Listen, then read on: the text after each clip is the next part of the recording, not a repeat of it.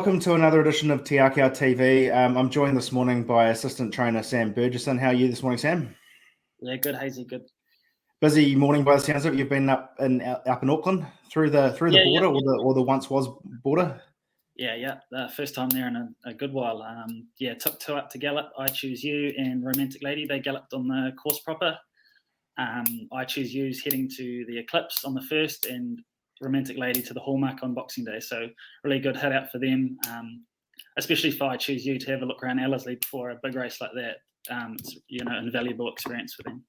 Yeah, absolutely, and things are going to be pretty exciting in the next couple of weeks as we head to Ellerslie over the Christmas Carnival on Boxing Day and, of course, New Year's Day there as well. So I guess we'll just touch on last week. Obviously, there were a couple of seconds at Te Rapa with On the Bubbles, Taviama and Pre-Deferred. Do you want to just touch on a couple of those runners quickly? Yeah, obviously some really good performances at Te Rapa without actually getting a winner. Luckily, Smiling Joe got us one down the line, the Group 3 in Palmy.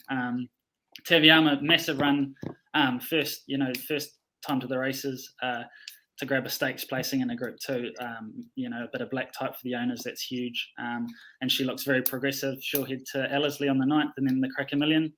On the Bubbles, obviously a big run first up after a very long time off the scene. Opie was stoked with him, obviously disappointed not to win, but he thinks he'll improve, yards on that. And Pre-Defer as well, huge run. Obviously missing the kick didn't help. And look, it might have been a different result, but in fairness to the Roger James run, it was huge and deserved the win. It's a great galloper. Yeah, absolutely. The Roger James team said look like they had a pretty good day on track. Of course, Mr. Wellwood down there as well. Absolutely. And I guess Pre-Defer, just touching on him, he has to be one of the most unlucky gallopers in the country not to win a Group 1. I'm sure he'll claim one at some point, hopefully this season. Yeah. Look, he's been really consistent this season. He's probably unlucky not to grab one, but hopefully Boxing Day in the Seville Classic, he went to the Water Walker after the run, and he's back in the stable this afternoon. So look, he'd be hard to beat in the Seville Classic for sure. Absolutely. And you touched on Bellon Rouge, but moving, I guess, to kind of a busy day of trials on Monday, we saw Bright Blue Sky line up and ran on well for third at Rosehill in the trials. She goes to the BJ McLaughlin Stakes on Boxing Day across there at Dubin, which looks like a pretty competitive field with Coolangatta lining up. Have you got a line on her? Yeah. Jamie and Tommy were really, really stoked with her run. Obviously, didn't ask her to do too much. She was sort of on the bridle going to the line. I think there could be an addition of blinkers come Boxing Day, talking to Jamie. So keep an eye out for her. I think she'll come up against Coolangatta, which should, we'll get a good line on where she's really at compared to those runners, those Australian runners. But yeah, look, she's exciting going forward. And of course, closer to home at Rotorua, we saw Entrevier and Vamos Bibi both trial up at obviously at Rotorua. Entrevier goes to the Railway. How's she coming up?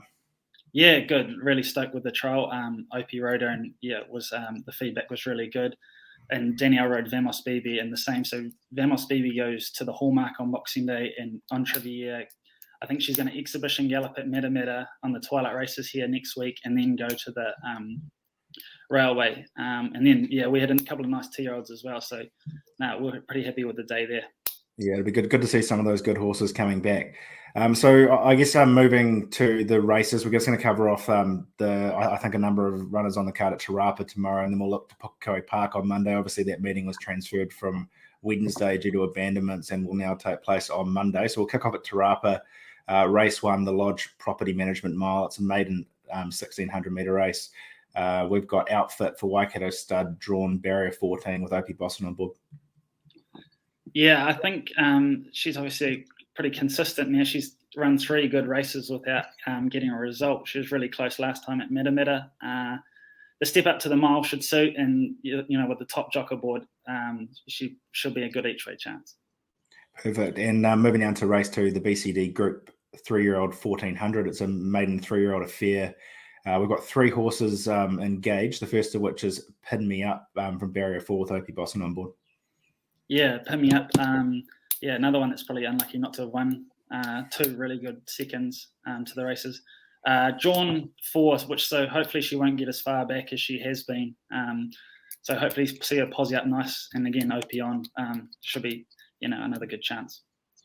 Great. And next runner, if you're ample, with Joe Cameron claiming 2 kilos from barrier 7. Yeah, so she's sort of drawn midfield. I think she'll go sort of midfield with a bit of cover, maybe a bit further back. Her work on Thursday was really good. Joe rode it and was really happy. Yeah, she's a good sort of blowout chance. I think she's at $17 or something like that. Way over the odds, I think. Absolutely. And moving down to the last runner in that race, Classico from barrier 10 with Ashvin Gundasamy on board. We're probably not sure if she's going to run. She's just nursing a sort of her near forefoot. So we might treat her up and she'll potentially go Matamata or New Plymouth next week. So just watch the space there. Good intel. And down to race 7, the Lodge Real Estate Mile. It's an open handicap. We've got, I guess, the informed galloper, Ayatir Lad, in nicely with the weights, 54 down to 50 with the claim with Niranjan Palmer on board. Yeah, he's going well, the old boy. Obviously up to open class after a strong win at Wanganui. Palmer knows him well, down to 50 kilos. Gives him a strong chance, and but in saying that, he has to take the step up to open grade. So yeah, he's probably each way chance. Great. And down to race 8, the Print House 1400 rating 74 benchmark. We've got Image of You, drawn barrier 12 with OP Boston on board. Yeah, sort of drawn awkward, so she'll go back. Look to see her hitting the line late.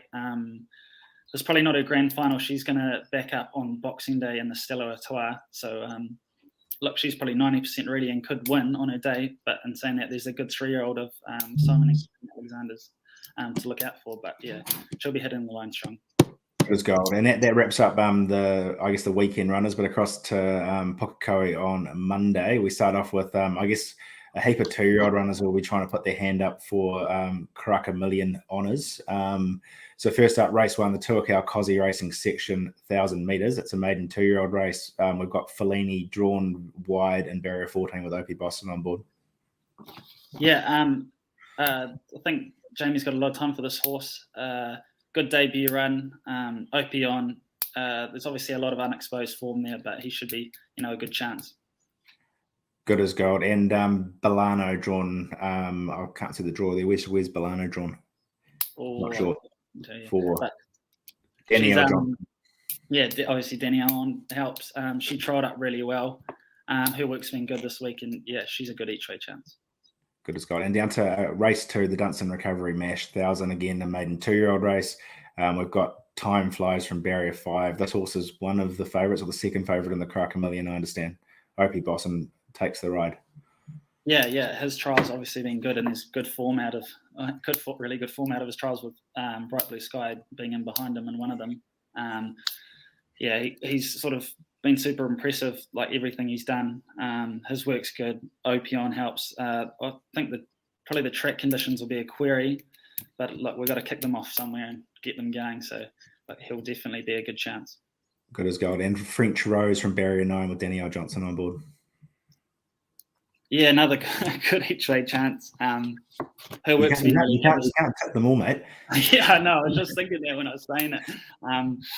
Look, her work's been really good this week. She galloped this morning right-handed and did everything well. Milu Grills, who rode her, and was really happy with her. She'll.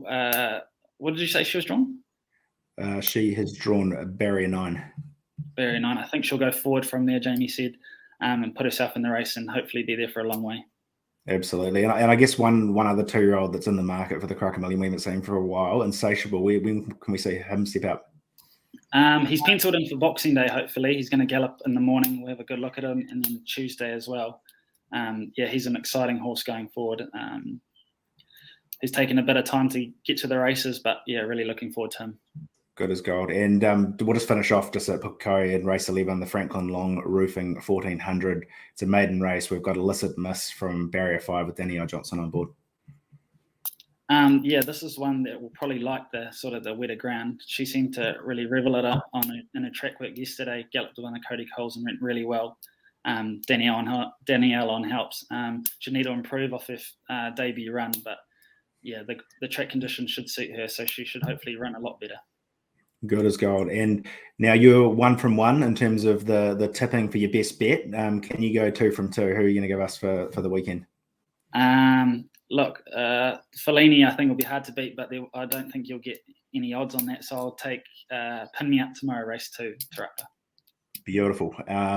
So I guess I'm looking forward to next week. We've got New Plymouth on Wednesday, Matamata on Thursday, and then of course Ellerslie on Sunday for Boxing Day. So we might tune in one more time, I guess, before Christmas. So we'll leave you guys to it. Thanks for your time, Sam, and we'll catch you again next week. Awesome.